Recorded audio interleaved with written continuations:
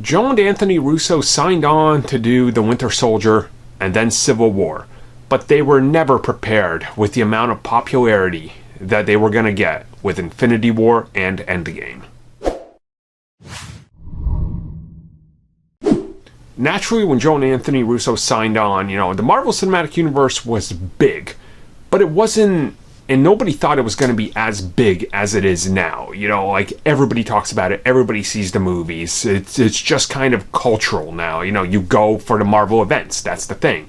Endgame looks like it could end up being one of the biggest films, if not the biggest film, of all time when it's all said and done at the box office, and naturally, this is quite big. Joe and Anthony Russo were recently interviewed and specifically talked about how, when they were doing Infinity War, they never saw this level of popularity being possible, that the film was going to be this big, that it was going to be constantly talked about for a year on up until Endgame, and people are still talking about Infinity War. It's still trending every single day and has been trending on Twitter since its release. It's just that big. And they're talking about specifically how Endgame is most likely going to do the same thing, and how they're just kind of shocked that people accepted what they were doing and that it's kind of transcended what it means to be a pop culture film. It's gone beyond that to this point where it's just everywhere. The snap, the memes, it's kind of evolved into its own thing, like everybody knows about it.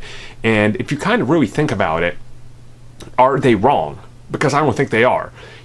Everybody I know literally knows about these movies. Hell, I tell you guys, I go here and I meet this person, or I'm at the gym and I wear like my Avengers tank top. People I never thought would ever watch these movies stop and talk to me about the Avengers. Like, man, that happens at the end. I really felt for this character or that character. I'm like, weird. It truly is something that the popularity has skyrocketed so high.